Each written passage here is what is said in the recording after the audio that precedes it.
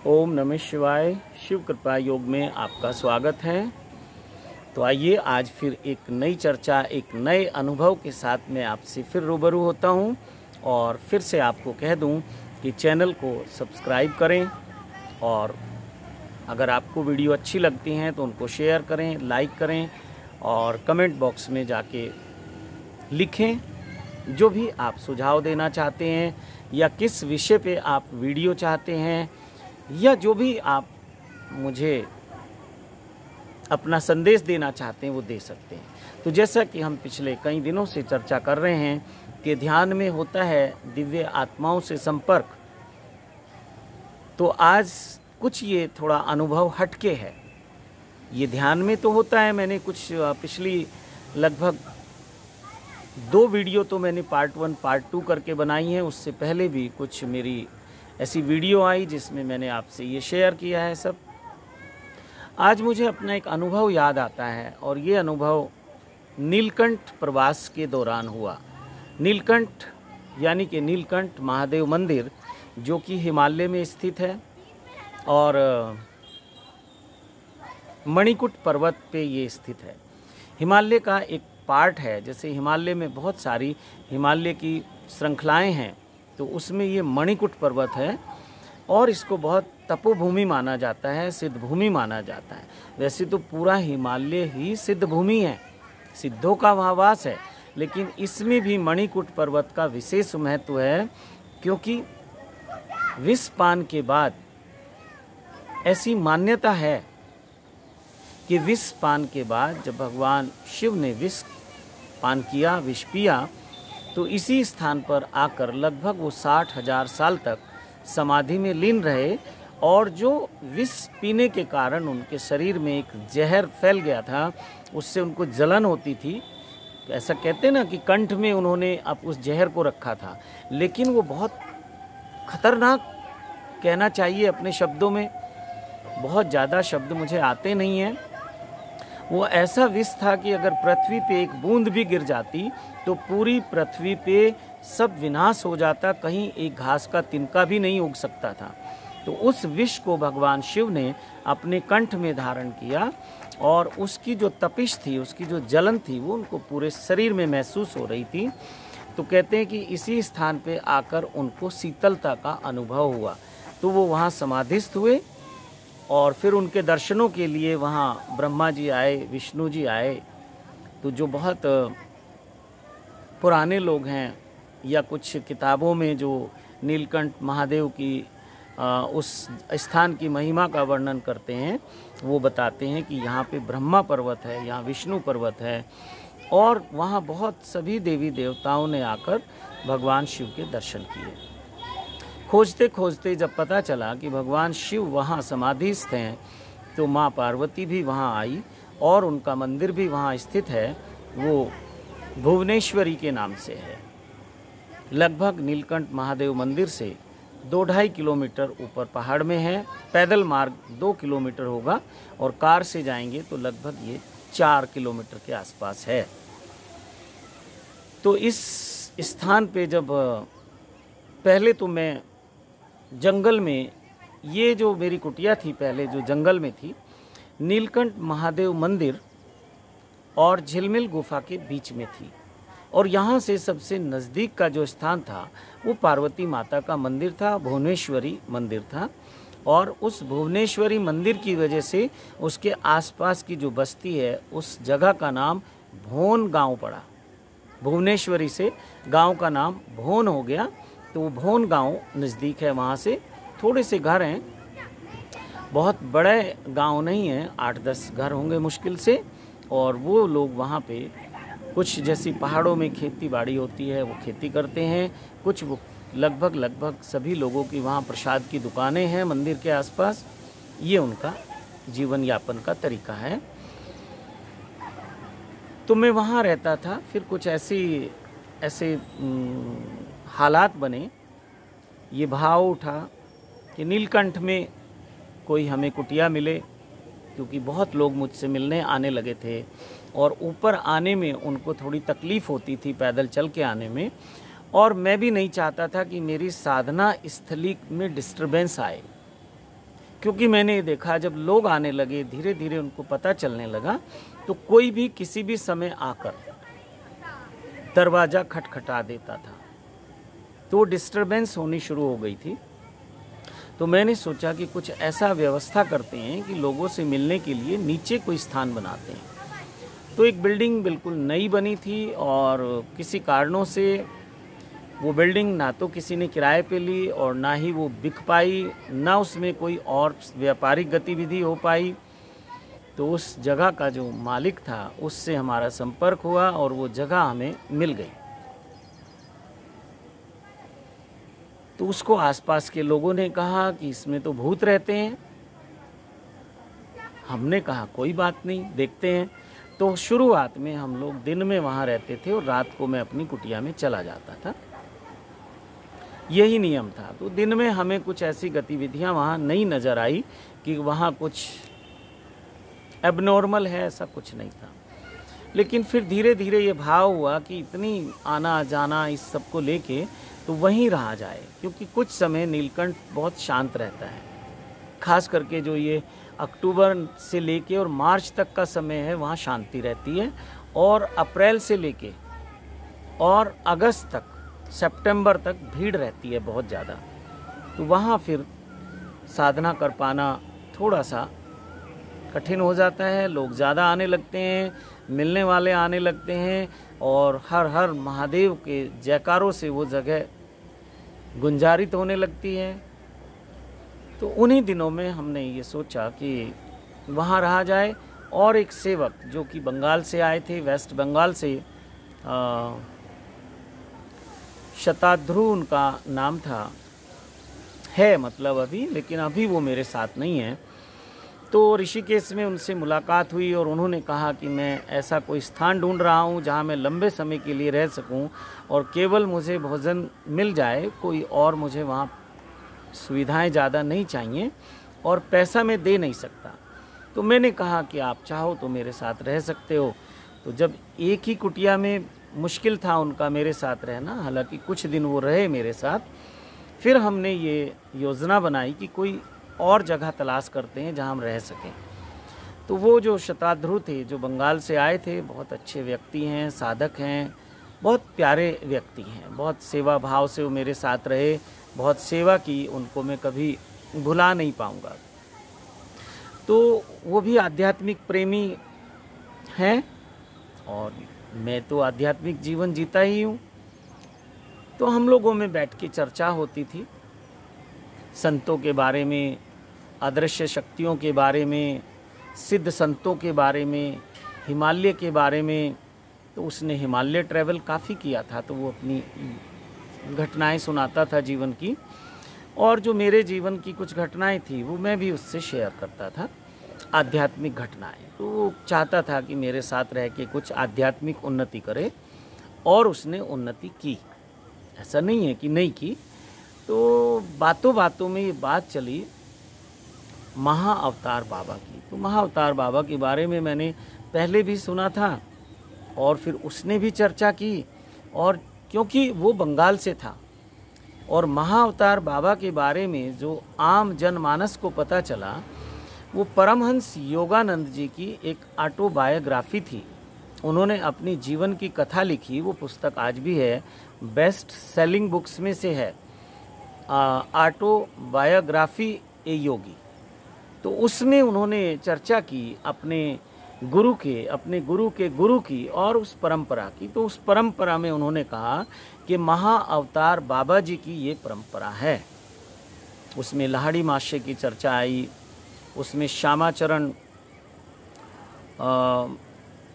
लाहड़ी जी की उसमें वो आई, नाम हो सकता है मुझे थोड़ा ठीक से याद ना हो, लेकिन श्यामाचरण लाहड़ी का भी उसमें नाम आता है, फिर लाहड़ी महाशय जी का नाम आता है, और फिर युक्तेश्वर गिरी जी का नाम आता है, और फिर परमहंस योगानंद जी ने अपने अनुभव उस बुक में लिखे हैं। और उन अनुभवों पे कोई टीका टिप्पणी करने का कोई यहाँ मकसद नहीं है, वो सब आप पुस्तक में पढ़ सकते हैं। तो जब ये चर्चाएं होने लगी तो आह्वान मैं पहले से किया करता था। मैंने अपनी पिछली वीडियो में आपको बताया कि मैं आह्वान किया करता था, और उस समय मेरी फैमिली दिल्ली में रहती थी, मेरा जो व्यापार था वो दिल्ली में था, और जो मेरा ध्यान कक्ष और मेरा कार्य ऑफिस यानी कि कार्यालय वो सब एक ही जगह थे। मैंने ये भी बताया था कि मैं कंस्ट्रक्शन बिजनेस में था, और वहाँ से एक साधारण व्यक्ति के जीवन से स्ट्रगल करते करते मैं यहाँ तक आया। इसकी हल्की सी झलक हर जगह आपको मेरे बारे में मिलती है। किसी दिन इस पे मैं चर्चा करूँगा अपना बचपन से लेके और अब तक की यात्रा के बारे में। तो जो जो संस्मरण मुझे याद आएंगे मुख्य रूप से उनकी चर्चा आपसे करूँगा। तो वो सब आह्वान का विज्ञान में जानता था, और जब मैं अपनी कुटिया में रहता था, बिल्कुल जंगल में, एकांत में, निर्जन में, वो कुटिया मेरी इतनी निर्जन में है, इतनी एकांत में है कि बहुत बार दरवाजे के बाहर जो लेपर्ड बैठा हुआ होता था, भालू बैठा हुआ, लेपर्ड मतलब तेंदुआ, भालू बैठा हुआ होता था, जंगली सुअर वहाँ आ जाते थे और हिरन आ जाते थे। तो बहुत सारे जंगली जानवर वहाँ आ जाते थे। हाथी जो थे, एलिफेंट जोन थोड़ा सा अलग था क्योंकि वो एक प्लेन एरिया में एलिफेंट जोन था, लेकिन ऊपर से देखा जा सकता था हाथियों को विचरण करते हुए। मेरी कुटिया से अगर थोड़ा सा हम आधा किलोमीटर आगे जाते थे तो वहाँ से बहुत बार हमें हाथियों के दर्शन होते थे, झुंड के झुंड। तो बहुत प्यारी रमणीक स्थान था और साधना के लिए बहुत ही सुंदर स्थान था। और अब तो वहाँ तक कार जाने लगी, इसलिए बहुत डिस्टर्बेंस होने लगी। पहले कोई कोई वहाँ जाता था। उस मार्ग से सावन के महीने में अगर मान लिया डेली वहाँ 1 लाख लोग आते हैं दर्शन के लिए, जबकि ज़्यादा आते हैं, 4-4, 5-5 लाख लोग नीलकंठ महादेव दर्शन के लिए आते हैं सावन में। तो उसमें से ये समझिए कि 10% लोग झिलमिल गुफा भी जाते थे, जिसको गुरु गोरखनाथ की गुफा कहा जाता है। उस समय गुरु गोरखनाथ के समय उस गुफा में गुरु गोरखनाथ ने साधना की, ये मान्यता है और ये सुना गया है वहाँ पे। तो वहाँ सावन के महीने में थोड़ी चहल पहल होती थी, नहीं तो एकांत वो स्थान था। तो वहाँ भी मैं कुछ आह्वान किया करता था, कुछ बहुत सारी वहाँ की आध्यात्मिक अनुभूतियाँ हैं, बहुत सारे मेरे अनमोल अनुभव हैं। तो जब मेरे और शताध्रुव के बीच में महाअवतार बाबा जी को लेके, लाहड़ी महास्य जी को लेके, युक्तेश्वर गिरी जी को लेके ये चर्चाएं होने लगी, और ये बुक मैं उससे पहले पढ़ चुका था। जब मैं दिल्ली में ही मेरा प्रवास था तो उस समय मैं ये पुस्तक में पढ़ चुका था। जब मैं थोड़ी साधना में मुझे लगा कि थोड़ा सा 1-2 कदम और गहरे गया हूँ, तो फिर किताबें पढ़ना जो था वो पीछे छूट गया। फिर अनुभव की बात शुरू हुई, और इसकी जो प्रेरणा है वो सबसे ज़्यादा ओशो से मिली, क्योंकि ओशो ने बहुत बोला है, बहुत सारी उनकी पुस्तकें हैं। और जब मैंने उनकी 2-4-6 पुस्तकें पढ़ ली तो मुझे लगता था हर पुस्तक को पढ़ के कि ये तो मैंने पढ़ी हुई है, ये तो मैंने पढ़ी हुई है, ये तो मैंने सुना हुआ है। तो फिर वो सब बंद कर दिया, पढ़ाई सभी पुस्तकें लगभग पढ़नी बंद हो गई, और फिर साधना पे ज़्यादा समय साधना में लगने लगा। तो बुक मैंने पढ़ी हुई थी, उनके संस्मरण परमहंस योगानंद जी के, उसमें से जो भी मुझे याद थे या शताध्रुव को याद थे, उसने भी वो पुस्तक पढ़ी थी, तो हम चर्चाएं किया करते थे। तो महाअवतार बाबा जी की मुख्य रूप से उसमें चर्चा थी। जो सबसे ज़्यादा जिज्ञासा किसी साधक में पैदा करता था वो महाअवतार बाबा जी हैं। फिर महाअवतार बाबा जी के बारे में यहाँ वहाँ से भी कुछ सुना था। ये मेरी कभी जिज्ञासा नहीं हुई कि मैं उनके किसी और संत से मिलूं, लाहड़ी महास्य से मिलूं, युक्तेश्वर गिरी से मिलूं या परमहंस योगानंद से मिलूं, ना। लेकिन महाअवतार बाबा जी का उसमें सुनने के बाद, पढ़ने के बाद थोड़ी जिज्ञासाएं जगने लगी। हालांकि फिर वहाँ एक मैं हरिद्वार में इनका एक आश्रम है लाहड़ी महास्य जी के नाम से, उसमें एक बार गया तो मुझे वीरान लगा, नीरस लगा, कोई वहाँ मिला ही नहीं। कोई एक केयर टेकर था, उसने बड़ी रूखी सूखी सी बातें की, बोले यहाँ कोई अब आता नहीं है, मतलब वो एक ज़मीन का टुकड़ा है बस। तो खैर वो भी हो सकता है वहाँ कोई संत मिलता तो उनसे कुछ आगे की चर्चाएं होती, कुछ और बात आगे बढ़ती, लेकिन वो हुआ नहीं। शायद उन संतों की यही इच्छा थी। तो महाअवतार बाबा जी का एक दिन आह्वान करने की इच्छा हुई, तो मैंने रात को बिस्तर पे जब मैं जाने लगा तो मैंने, जैसा मेरा नियम है आज भी कि मैं ध्यान करता हूँ, साधना करता हूँ और उस साधना की अवस्था में ही निद्रा में जाता हूँ। तो निद्रा आती नहीं है, घंटों घंटों घंटों घंटों जागना चलता है। फिर बीच बीच में मैं उठ जाता हूँ, कभी वॉशरूम जाता हूँ, कभी चाय पीता हूँ, कभी कुछ फ्रूट खाता हूँ, भूख लग जाती है। और कभी मैं सुबह 3 बजे सो जाता हूँ, कभी 4 बजे, कभी 5 बजे, कभी 6 बजे। कभी कभी तो ऐसा हुआ कि मैं 7 बजे, लोग जागते हैं 6 बजे और मैं सो रहा हूँ। तो सब दिनचर्या उलट पुलट हो गई। और मैंने कहीं पढ़ा था ओशो की पुस्तक में कि एक साधु से पूछा गया, जब उसको ज्ञान उपलब्ध हुआ कि आपकी दिनचर्या क्या है, तो उसने कहा कि जब नींद आती है तो मैं सो जाता हूँ, जब भूख लगती है तो मैं खा लेता हूँ, जब नींद खुलती है तो मैं जाग जाता हूँ। जबकि बहुत सारी धारणाएं हैं कि ब्रह्म मुहूर्त में उठना चाहिए, ब्रह्म मुहूर्त में साधना करनी चाहिए, इस समय ऐसा होता है, इस समय ऐसा होता है, बहुत सारी चीज़ें। मैंने भी बहुत उनको साधने की कोशिश की, पर बार बार वो सधती नहीं है वो चीज़ें। आप सोचो कि मैं ब्रह्म मुहूर्त में 3 बजे साधना शुरू करूं तो निश्चित ही 2 बजे 2:30 बजे आपको जागना होगा।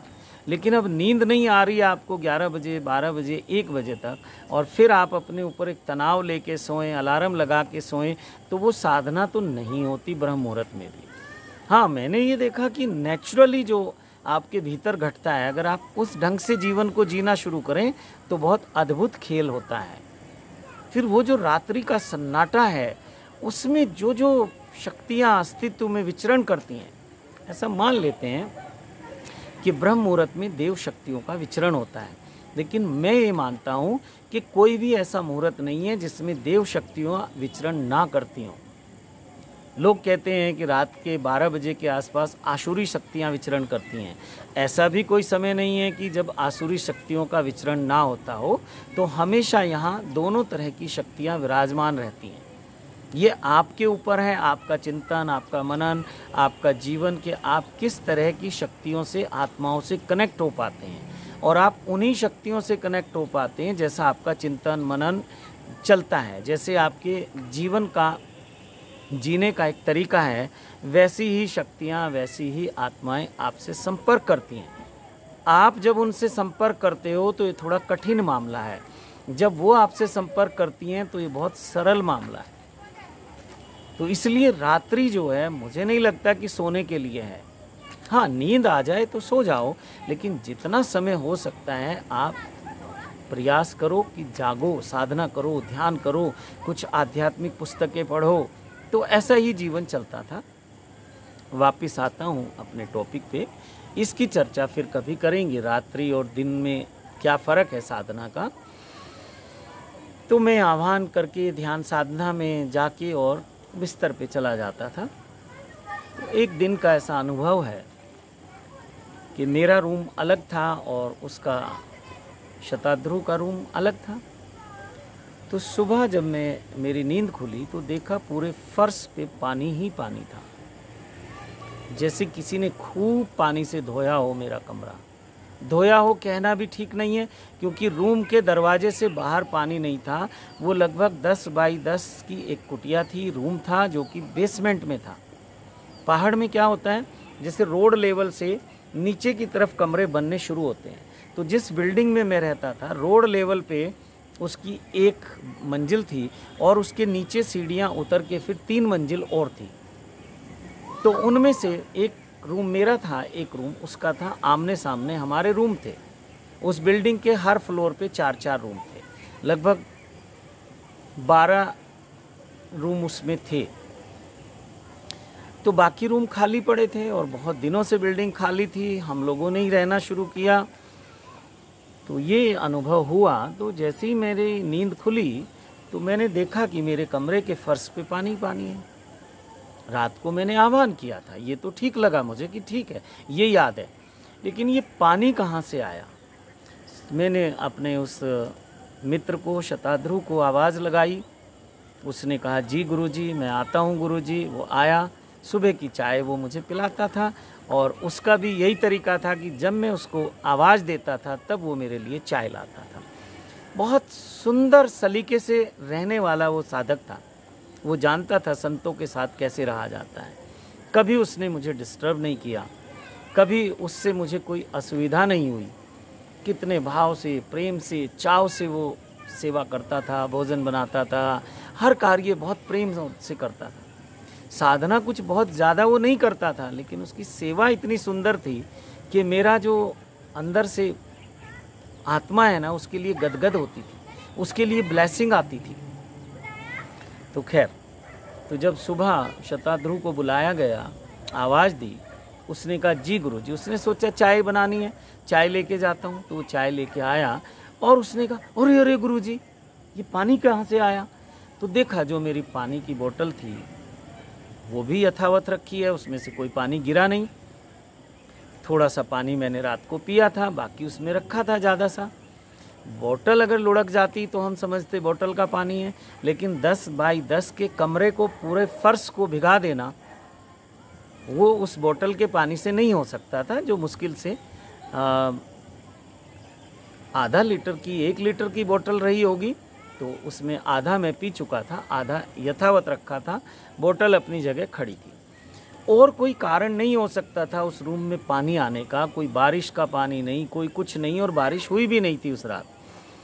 तो वो भी थोड़ा हैरान हुआ और मुझे भी लगा कि ये हुआ क्या, आज रूम में पानी कहाँ से आया।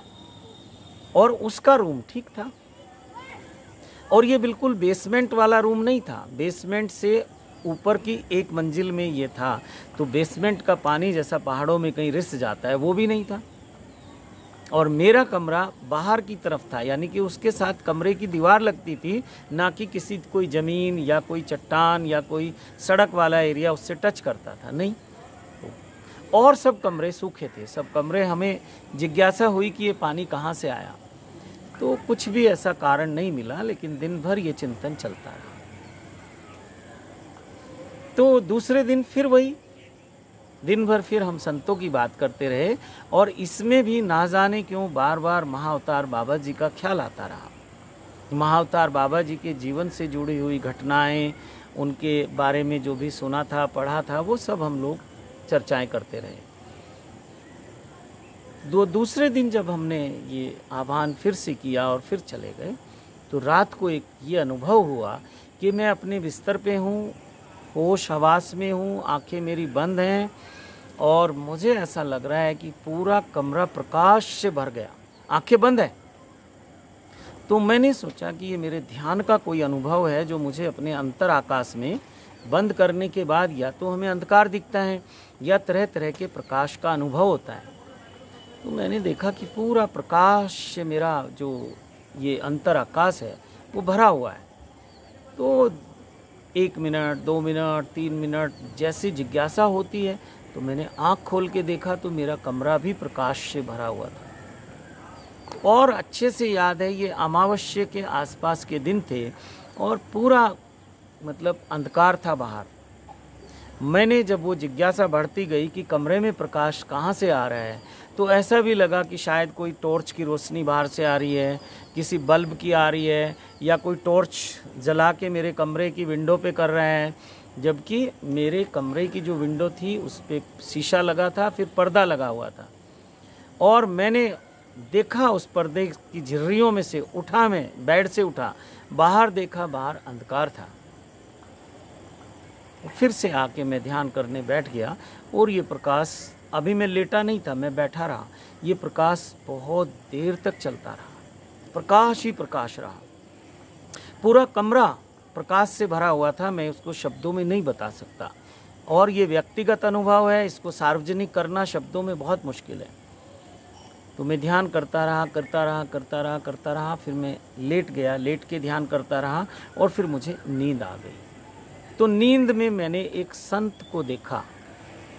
अब इसको नींद कहें, विजन कहें, या जो भी अवस्था थी, निद्रा, तंद्रा, जागृति, कुछ मुझे नहीं पता, पर एक संत की आकृति मुझे दिखाई दी। और सुबह उठ के फिर वही गहन चिंतन, मनन, रात भर क्या हुआ, उससे पहली रात को क्या हुआ।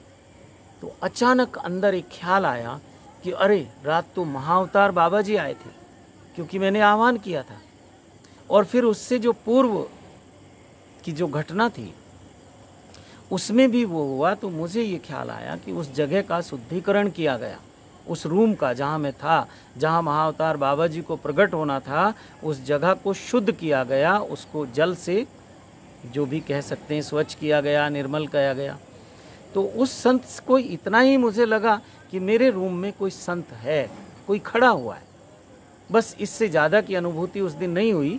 हालांकि इससे आगे की कुछ अनुभूतियाँ हुई फिर महाअवतार बाबा जी को लेके, और अभी भी मुझे लगता है कि मैं उनसे जब चाहता हूँ, लेकिन इच्छा ही नहीं होती मेरी। कभी साल 6 महीने में, 4 महीने में, 3 महीने में कभी ये जिज्ञासा होती है कि आज सिद्धों की सभा में चला जाए। तो वो सिद्धों की सभा क्या है, महाअवतार बाबा जी से कैसे मेरा संपर्क होता है, अब वो तो मैंने बता ही दिया। और क्या क्या उस सिद्धों की सभा में मैं देखता हूँ, कहाँ वो सिद्ध आश्रम है, ये सारी घटना अभी बहुत शॉर्ट में नहीं मैं बता पाऊँगा, क्योंकि बात से बात निकलती चली जाती है। ऐसा लग रहा है कि मैं उसी समय में जी रहा हूँ। अभी वीडियो बनाते हुए इस समय पूरा मुझे शून्य लग रहा है, और मुझे लग रहा है मैं पीछे चला गया हूँ पूरा पास्ट में। तो ऐसी ही कुछ अवस्था है। तो मैं बाद में इसके आगे की किसी वीडियो में इस चर्चा को जारी रखूँगा। और मुझे पता है आप लंबी लंबी वीडियो पसंद नहीं करते, पर बात को छोटा करूं तो कैसे करूं। हालांकि ये बात इतनी छोटी करके मैंने आपको बताई है, और फिर बाद में ये कुछ टेक्निक डेवलप हुई कि हम कैसे सिद्धों से संपर्क कर सकते हैं। और केवल महाअवतार बाबा जी से नहीं, वहाँ बहुत सारे सिद्ध संत हैं। लेकिन सिद्धों से संपर्क क्या होगा कि हमारी योग्यता क्या है, हम कितनी उन्नति है हमारी आध्यात्मिक स्तर पे। और सिद्धों में कोई भेद नहीं होता। ये बात अलग है कि कोई सिद्ध संत, अब जैसे महाअवतार बाबा जी को कोई कहता है वो 1800 साल से हैं, कोई कहता है वो 2000 साल से हैं, कोई कहता है 5000 साल से हैं। कुछ लोग प्रमाण भी दे रहे हैं कि उनका जन्म वहाँ हुआ, उनके माता पिता का ये नाम था, बचपन की ये घटनाएं थी। पर मुझे लगता है ये सब कपोल कल्पित बातें हैं। तो इसमें मैं आपसे आगे की चर्चा जारी रखूँगा नेक्स्ट वीडियो में। जिस दिन भी भाव होगा, हो सकता है ये वीडियो कल आ जाए, हो सकता है 10 दिन बाद आ जाए। जब तक मुझे आदेश नहीं होता तो मैं कोई भी वीडियो या कोई संदेश आप तक नहीं पहुंचा पाता। इसलिए कई बार आपने देखा होगा बहुत एक लंबा गैप हो जाता है, भाव दशा मनोदशा नहीं बनती कि कुछ कहा जाए। और आजकल पिछले लगभग 6 मई से 1 महीने से ऊपर हो गया, तो ऐसा भाव हुआ एक दिन सुबह उठते ही कि मौन साधना करनी है। कोई विचार नहीं था कितनी देर के लिए। तो जहाँ मैं था वहाँ के लोगों ने कहा कि, मैंने कहा कि आज, वो समझ गए कि आज मौन रहना है मुझे। तो उन्होंने पूछा कितने दिन, मैंने कहा देखते हैं। तो देखते देखते आज तक वो चल रहा है। फिर करीब करीब 10 दिन तो कंप्लीट मौन चला, 24 आवर्स। और ये मौन मैंने एक बार पहले भी किया था 2 साल, लेकिन मैं लिख लिख के बोलता था। तो मुझे लगा कि वो कोई फ़ायदा नहीं है। हालांकि इस एक सवा महीने में भी मैं सोच रहा हूँ कि ये कंप्लीट मौन अभी नहीं हुआ। तो उस जगह, उस स्थान की मुझे तलाश है, वैसा परिवेश मुझे चाहिए कि मैं उस गहन मौन में, उस शून्य में उतर पाऊँ। शून्य का अनुभव कई बार हुआ, लेकिन वो टेक्निक अभी आज की डेट तक टेक्निक नहीं हाथ लगी कि जब चाहे उस शून्य में प्रवेश कर जाऊं और जब चाहे उस शून्य से बाहर आ जाऊं। तो आज यही तड़फ है कि वो टेक्निक एक ऐसा बन जाए मार्ग कि बस जब चाहे बोलें हरि ओम तत्सत और शून्य में प्रवेश, और जब फिर बाहर आ जाएं अपने दूसरे कार्य करें। तो मुझे लगता है कि ये मौन में जाकर ही संभव है, और बहुत जल्दी ऐसा सब परिवेश बनेगा, वो मुझे भरोसा है, विश्वास है। और अनुभव जो आज तक मैंने पढ़े, लोगों के,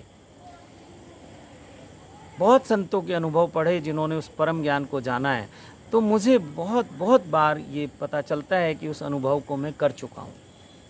हालांकि वो संत भी कह रहे हैं कि उस अनुभव को शब्दों में नहीं बताया जा सकता, लेकिन जितने इशारे उनसे मिले उसके अनुसार मैंने वो अनुभव किया। लेकिन अभी वो टेक्निक नहीं बन पाई कि जब चाहो उसमें एंटर कर जाओ। कई बार ये अनायास हो जाता है ध्यान करते करते, और अब तो ये होता है बहुत बार किसी ध्यान की इच्छा ही नहीं होती, बैठने का ही मन नहीं होता, ध्यान में जाने का ही इच्छा नहीं होती, लेकिन कई बार वो बस हो जाता है। तो खैर, जैसी सिद्धों की इच्छा है, अपने जो प्रारब्ध हैं, जो संस्कार हैं, जब तक वो कंप्लीट कटते नहीं हैं तब तक आप इस संसार से मुक्त नहीं होते हैं। लौट लौट के आना पड़ता है। हो सकता है मेरे अभी कुछ प्रारब्ध हों, लेकिन मुझे लगता है मेरे परिवार से और जो मेरे आसपास के लोग थे, मेरे प्रारब्ध उनसे पूरे हो गए। अब मैं मुक्ति के बिल्कुल द्वार पे खड़ा हूँ, मुक्त होना चाहता हूँ इसी जन्म में। और अगर कहीं कोई रह गया कोई संस्कार, तो फिर आध्यात्मिक जीवन चाहता हूँ। बचपन से हिमालय में वास चाहता हूँ और हिमालय में ही मुक्ति और मोक्ष चाहता हूँ। ये अंतिम इच्छा कह सकते हैं, पर इच्छा तो है। तो आशा करता हूँ कि ये इच्छा भी तिरोहित हो जाए, ये जो आखिरी भाव है ये भी समाप्त हो जाए, इसी जीवन में सब हो जाए, कोई इच्छा ना बचे, कोई चाहत ना बचे, इतनी कंप्लीट फुलफिलनेस आ जाए।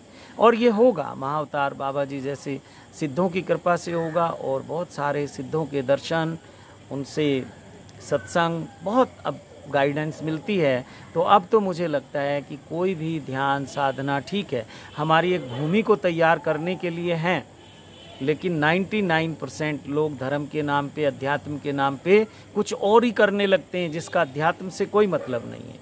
तो ध्यान उसके सबसे ज़्यादा करीब है। ध्यान जिस दिन घटना शुरू होता है तो भूमि तैयार होनी शुरू होती है। तो मुझे लगता है कि बिना सिद्धों की कृपा के, अब कोई कहे कि ओशो सिद्ध है, मैं कहूँगा परम सिद्ध है।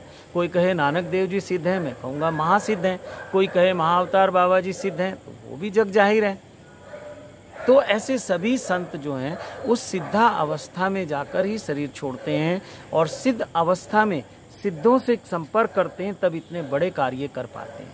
जैसे ओशो ने बहुत बार कहा, ओशो बहुत लोगों से कनेक्ट होते थे, नानक देव जी भी कनेक्ट होते थे, बुद्ध भी कनेक्ट होते थे। तो ये सिद्धों से कनेक्ट होते हैं। और नहीं तो सब लोग अपनी अपनी रामायण सुना ही रहे हैं।